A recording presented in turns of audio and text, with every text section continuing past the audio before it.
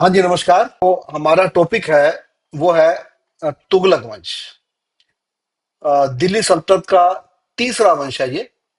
1320 से 1414 तक इसका शासन है। इसके अंदर जो कुल मिला के 8 शासक हुए हैं। 8 शासक इसके अंदर हुए हैं और 3 प्रमुख शासक हैं इसके अंदर। हमने देखा था कि खलजी वंश का जो अंतिम शासक था, खुसरो शाह।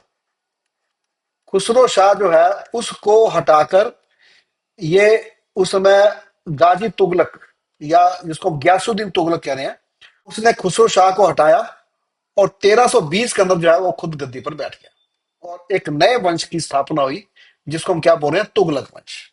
अभी आज का जो हमारा टॉपिक है उसके अंदर हम रखेंगे तुगलक वंश के अंदर दो राजाओं की, ग्यासुद्दीन तुगलक और मोहम्मद बिन तुगलक। यानी कि हम 1320 से 1351 तक का समय करेंगे।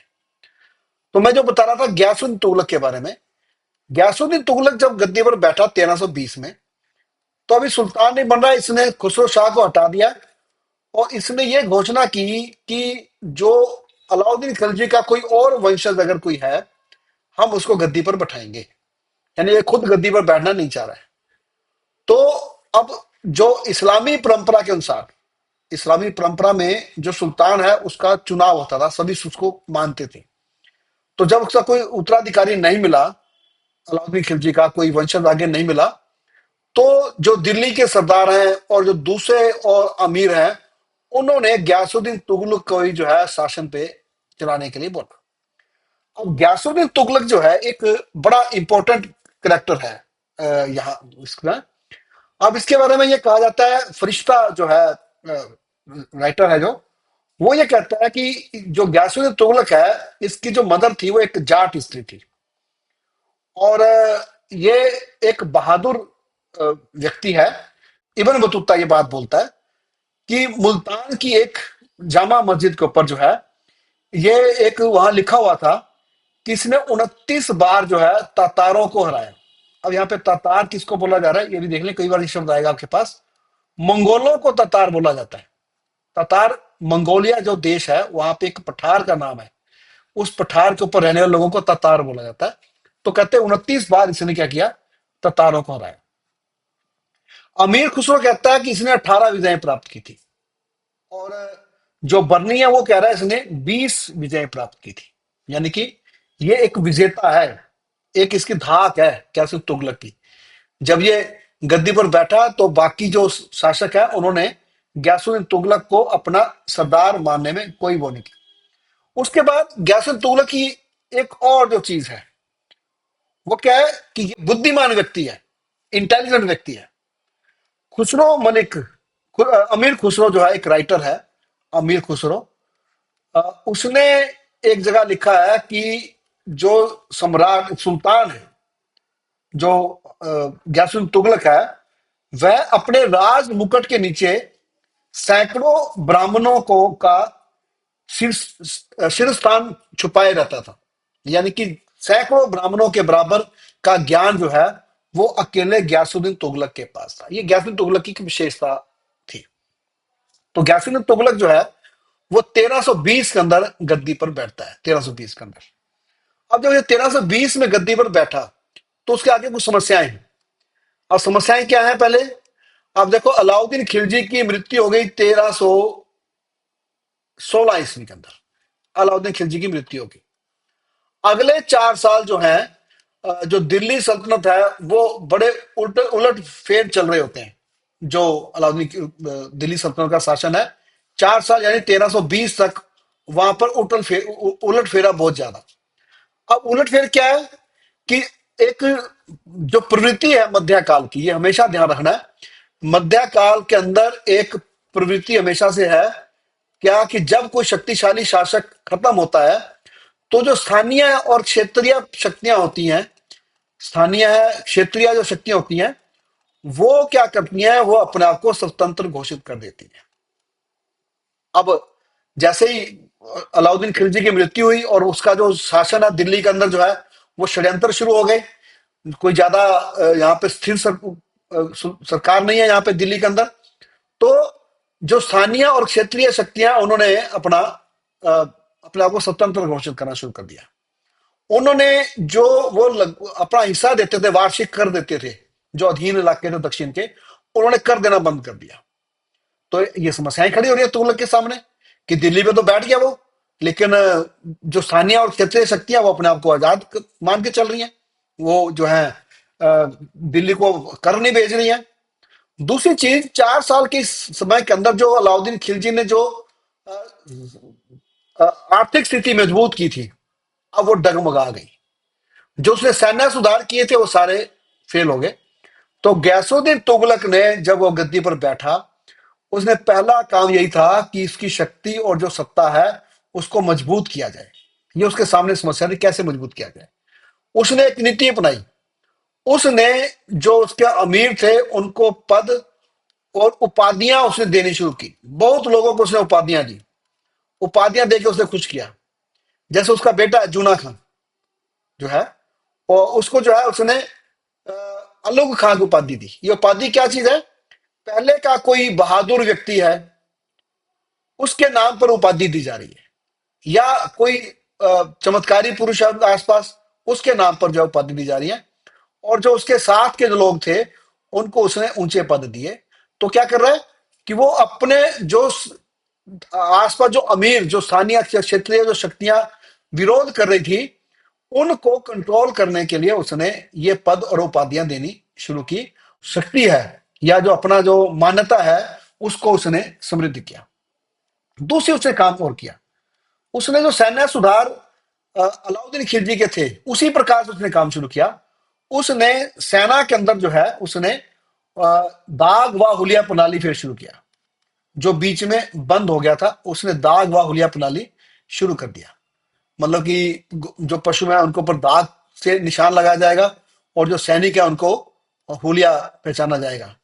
और खुद वो सेना का संचालन करने लगा।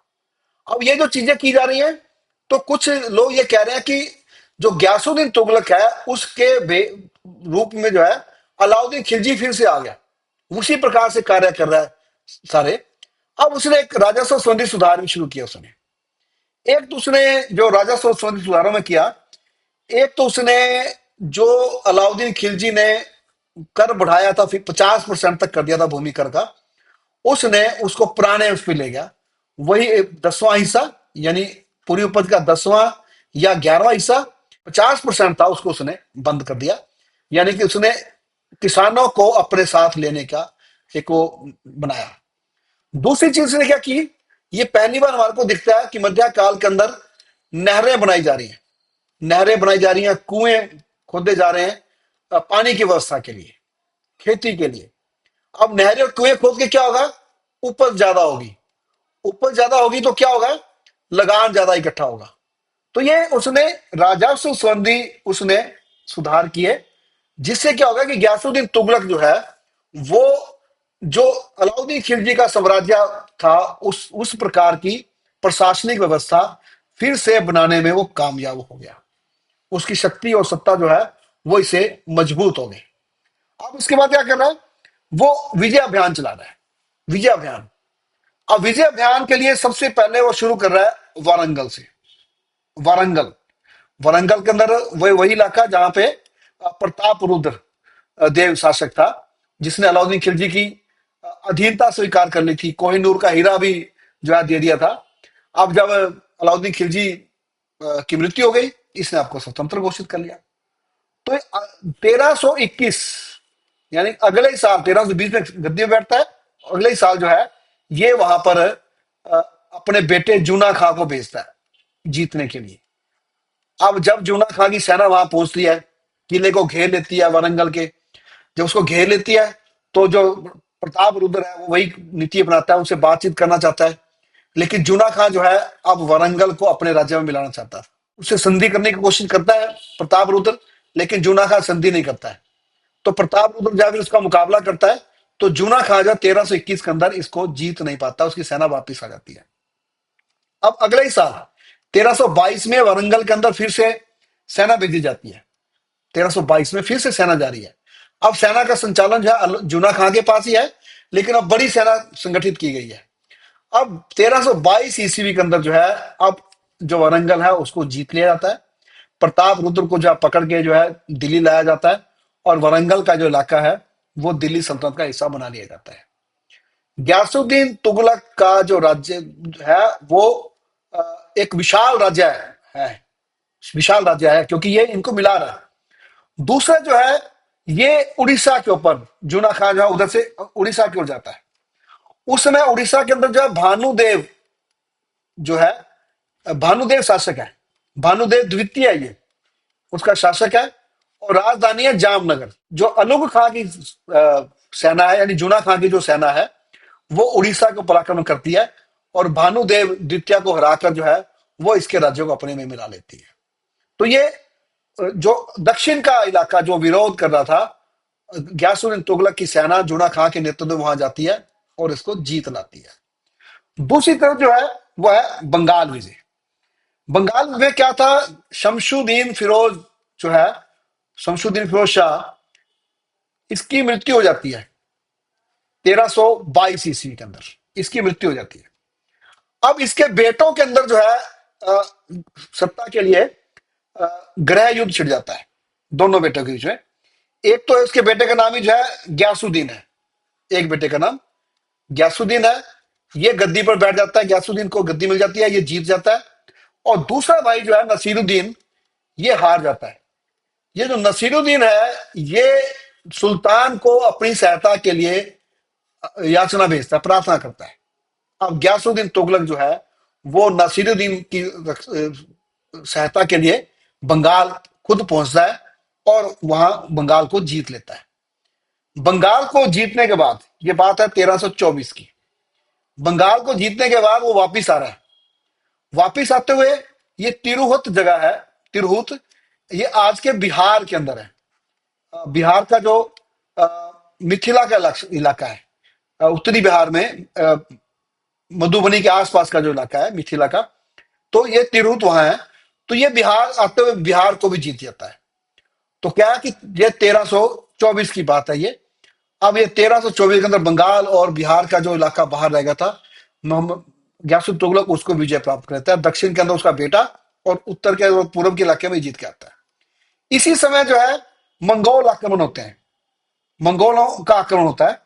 और मंगोलों में जो अंदर क्या है, यहाँ पे जो अपना समाना का जो उसमें गवर्नर है, बहाउद्दीन गुशर्फ। ये नाम गुशर्फ दूसरी बार लिख रहे हैं। अलाउद्दीन खिलजी का ये पहले नाम था गुशर्फ, बाद में वो अपना नाम जो है उपाधि लेता है वो। तो बहाउद्दीन गुशर्फ जो है, उसको भेजा जाता है मंगोलों के आक्रमण को रोकने के लिए, और बहाउद्दीन गुशर्फ जो है मंगोलों के आक्रमण को जीत लेता है।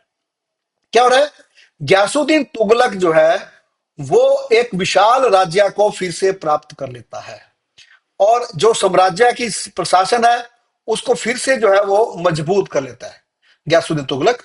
अब जब ग्यासुद्दीन तुगलक जो है अब विजय अभियान पर है, प्रशासन उसका अच्छा चल रहा है, उसको वो बुद्धिमान है, विजय कर रहा है, मंगोलों को हरा रहा है। तो 1325 के अंदर जो है, जब वो तिरहुत को विजय करके वापिस आता है 1325 में, तो उसका जो है दिल्ली के अंदर जो है, अफगानपुर के अंदर उसका सम्मान के अंदर जो है एक आयोजन किया जाता है 1325 में। अब जब वो आयोजन चल रहा है 1325 में, तो उसका शामियाना गिर जाता है, आयोजन में जो टेंट लगा वो गिर जाता है, उसमें ग्यासुद्दीन तुगलक की मृत्यु हो जाती है। अब इसके ऊपर कुछ राय आ रही है इस प्रकार से। राय ये आ रही है कि कुछ लोग ये कह रहे हैं कि ये जो शमियाना है वो जूना खान ने गिरवाया था खुद सुल्तान बनने के लिए। बर्नी कहता है नहीं, आकाशीय बिजली गिरी थी इसलिए वो गिर गया।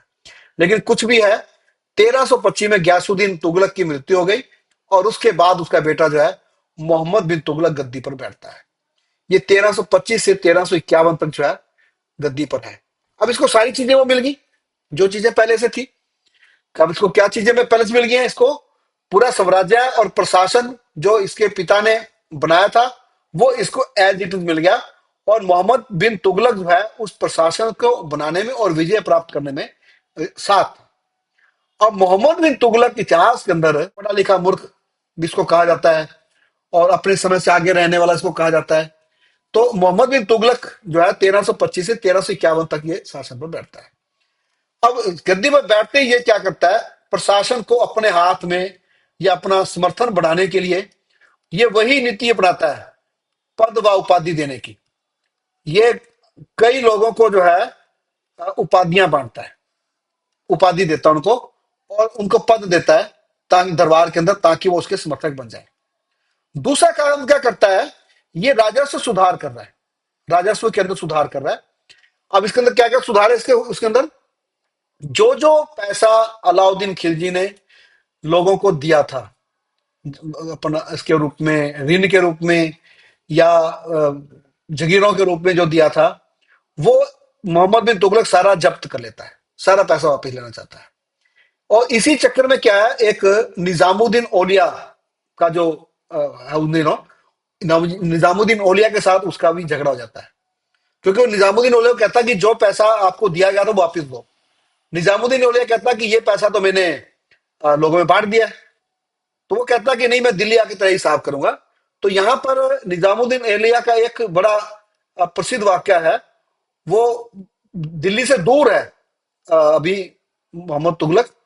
तो वो कह रहा है कि मैं दिल्ली आके आपको अ, आपका हिसाब करूंगा।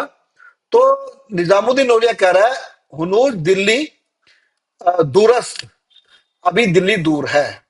ये वाला वो बात बताता है कि अभी जब तक आप दिल्ली आओगे तो मैं यहाँ पे आपको मिलूंगा या नहीं मिलूंगा। तो ये निजामुद्दीन औलिया के साथ उसका झगड़ा रहता है।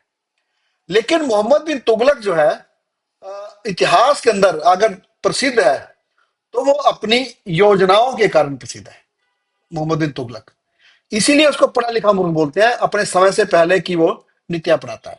अब क्या क्या उसकी योजनाएं हैं। जैसे ही वो 1325 के अंदर गद्दी पर बैठ रहे हैं और वो अब अपना आमदन बढ़ाना चाह रहा है। अब वो महत्वाकांक्षी है, इसलिए वो आमदन बढ़ाना चाह रहा है, सेना बढ़ाना चाहता है बड़ी। तो अब वो क्या करता है, दोआब के इलाके में कर वृद्धि कर देता है। अब दोआब के इलाके में कर वृद्धि के पीछे कारण क्या बताए जा रहे हैं, कुछ इतिहासकार तो कहते हैं कि दोआब की जो जमीन थी वो उपजाऊ थी। उपजाऊ जमीन होने की वजह से उसको था कि वहां उपज ज्यादा होती है, इसलिए वहां का किसान जो है ज्यादा कर दे सकता है। और दूसरा जो है जो मोहम्मद बिन तुगलक है, अपनी आमदन बढ़ाने के लिए जो है इस इलाके में कर बढ़ाता है। अब कर बढ़ा के वो 50% कर देता है, 50%, यानी कि उपज का आधा हिस्सा जो है कर के रूप में वो बोलता है कि लिया जाएगा। अब जब वो कर की घोषणा करता है तो नीचे तो प्रशासन वही है। अब प्रशासन जो है वो कठोर है, कठोरता से लिया किया जाता है। और जब प्रशासन कठोरता, जबरदस्ती टैक्स लिया जा रहा है तो किसान तंग हो रहे हैं। और उसी साल क्या हुआ, वहां पर सूखा पड़ गया, फसल नहीं हुई। लेकिन प्रशासन जो है वो कठोरता अपना रहा है। तो किसान जो है उन्होंने अपना इलाका छोड़ के जो दूसरे इलाकों में जाने लगे। अब ये समस्या आ गई कि पहले जो टैक्स मिलता था वो भी नहीं आएगा, और किसान जो है इलाका छोड़ के जा रहे हैं। मध्यकाल के अंदर, मध्यकाल के अंदर किसानों द्वारा खेती छोड़कर जाना, दूसरे इलाके में जाना एक आम बात थी, आम बात थी। ये जो है एक किस्म से अ, विद्रोह होता था राजा के खिलाफ। और ये अपना इलाका छोड़ के दूसरे इलाके में जाने का जो एग्जाम्पल है, हमारे को अंग्रेजों के समय तक मिलते हैं। अंग्रेजों के समय में जोधपुर के अंदर किसानों का आंदोलन है, जो जोधपुर रियासत को छोड़ के जो है दूसरे इलाकों में जाना शुरू हो जाते हैं कि भाई हम ही नहीं रहेंगे तो आप कैसे रहेंगे, आपको कर कहां से मिलेगा, अगर खेती नहीं होगी तो कैसे कर मिलेगा। ये मध्यकाल के अंदर किसानों के आंदोलन का एक तरीका था मध्यकाल में। और ऊपर उस समय जमीन बहुत थी, दूसरे इलाके में जाके किसान मेहनत करके जमीन साफ करके जो है वो खेती शुरू कर सकते थे। अब जो है किसान छोड़ना शुरू करते हैं दोआब के इलाके को। जब वो दोआब के इलाकों को छोड़ने शुरू करते हैं तो मोहम्मद तुगलक को लगता है योजना योजना तो फेल होगी। टैक्स बढ़ाना तो दूर, जो टैक्स आता था वो भी जाना बंद हो गया। अब उसने उन किसानों को दोबारा वापिस लाने के लिए योजना बनाई। अब उसने क्या किया, एक तो एक नया कृषि विभाग बनाया। दीवान ए कोही उसका नाम है, ये ध्यान रखना, ये आ सकता है पेपर में 2 नंबर में, और वैसे भी कंपटीशन के एग्जाम के अंदर ये इंपॉर्टेंट है। दीवान ए कोही, कृषि विभाग। यानी मोहम्मद बिन तुगलक पहला ऐसा सुल्तान है, ऐसा शासक है मध्यकाल का, जो खेती के लिए अलग से एक विभाग बना रहा है। अब इसको पैसा दिया गया कि ये तकावी ऋण दे। तकावी शब्द है ये, तकावी का मतलब खेती में सहायता के लिए ऋण, तकावी ऋण रही है। और ताकि किसान जो है वापिस आए और खेती करना शुरू करें। 70 लाख टन का जो है इस विभाग ने अ, तकावी ऋण दिए। 70 लाख टन। अब तकावी ऋण में क्या दिया जाता था? बैल, कृषि उपकरण, बीज, ये दिए जाते थे ताकि किसान आए, अपनी मेहनत से जमीन साफ करें और खेती करें। अब ये तकावी ऋण दिए जा रहे हैं। लेकिन इतिहासकार ये कहते हैं कि इसका भी ज्यादा फर्क नहीं पड़ा। तो मोहम्मद बिन तुगलक की जो पहली योजना थी 1325-27 के बीच में, वो क्या होगी? वो फेल हो गई। वो कामयाब नहीं हुई। अब जिसकी दूसरी योजना है वह है राजधानी परिवर्तन की। राजधानी परिवर्तन। अब राजधानी परिवर्तन के अंदर क्या कह रहा है ये? अब इसने क्या किया? दिल्ली की जगह देवगिरी, अब मानचित्र में हमने देखा था देवगिरी जो है भारत के मध्य में है, आज के समय में मध्य में है देवगिरी को। इसने अपनी राजधानी बनाने की घोषणा की और उसका नाम रखा दौलताबाद। दौलत दौलताबाद उसने नाम रखा इसका, देवगिरी का। और वहां पर उसने घर बनवाए, महल किले बनवाए। दिल्ली से लेकर दौलताबाद तक की जो है उसने सड़क बनवाई। अब इसके पीछे क्या कारण है कि उसने ऐसा क्यों किया? इसके पीछे अलग अलग बात आते हैं। इबन बतूता जो है उसके समय का, उसके दरबार में ही है। इबन बतूता ये कहता है कि जो लोग थे दिल्ली के, वो राजा को चिट्ठियां लिखते रहते थे, उसको डराते रहते थे, गालियां देते रहते थे। तो मोहम्मद बिन तुगलक जो है उनसे डर के जो उधर गया। और कुछ इतिहासकार कहते हैं कि जो मोहम्मद बिन तुगलक है वो अपनी राजधानी को अपने राज्य के बीच में बनाना चाहता था ताकि वो दोनों तरफ से शत्रुओं का सामना या जो विद्रोह है उनको दबा सके। कुछ कहते हैं कि मंगोलों के आक्रमण से डर के उधर गया। लेकिन बात यह है कि उसने राजधानी परिवर्तन का निर्णय लिया 1326-27 के अंदर। अब सभी को जो है इसने अब इसने सभी को आदेश दिया, दिल्ली को के लोगों को, कि वो दिल्ली छोड़कर देवगिरी चले। रास्ते में उसने जो सड़क साफ की बनाई थी उसके चारों तरफ पेड़ लगे हुए थे, तो वहां जाने का आदेश दिया। और कहते हैं कि इसने खुद चेक किया कि कहीं दिल्ली के अंदर कोई रह ना गया हो। ये जयाउद्दीन बर्नी लिखता है अपनी किताब के अंदर कि कहीं ऐसा ना हो कि कोई दिल्ली के अंदर रह गया हो। उसने देखा कि सब लोग चले गए तो ये पीछे गया। अब जब ये देवगिरी गया, इतना खर्चा भी हुआ, वहां पहुंचे, तो वहां जो है वो प्रशासन चलाने में समस्या आई और लोगों का वहां दिल नहीं लगा जो दिल्ली में रह रहे थे। तो अब ये प्रशासन जो उत्तरी इलाके थे वहां पे मंगोलों के आक्रमण बढ़ गए और वहां पे विद्रोह भी बढ़ गए। मोहम्मद बिन तुगलक के समय में बहुत विद्रोह हुए। 37 के करीब विद्रोह है यहाँ पर। अब ये जो है मोहम्मद बिन तुगलक जो है वो फिर उसने राजधानी को कैंसिल कर दिया, प्रोग्राम की राजधानी नहीं रही। 1335 के अंदर दिल्ली को फिर से बसाया गया। योजना तो तभी हुई थी, दिल्ली को उजाड़ दिया गया था। 1335 जो है दिल्ली द्वारा से अपनी उसी रूप में पहुंची राजधानी परिवर्तन। ये योजना भी उसकी क्या रही? ये योजना भी उसकी फेल रही। एक काम उसने और किया, सांकेतिक मुद्रा। 1329 और 30 में, तो एक के बाद एक करता जा रहा है। ये 26-27 में, ये 25-27 में, 26-27, अब ये 29-30 के अंदर जो है सांकेतिक मुद्रा उसने शुरू की। अब सांकेतिक मुद्रा कोई ऐसी बात नहीं थी कि किसी और ने नहीं की थी पहले। चीन के अंदर जो चंगेज खां का आगे उत्तराधिकारी था कुबलई खां, उसने चीन के अंदर जो है सांकेतिक मुद्रा लागू कर रखी थी। और ईरान के अंदर कैक्टू खान ने लागू कर रखी थी। अब इसने भी उसकी जगह क्या है, इसने देखा कि चांदी की कमी है, चांदी की कमी होने की वजह से जो है सिक्के उतने नहीं बन पा रहे।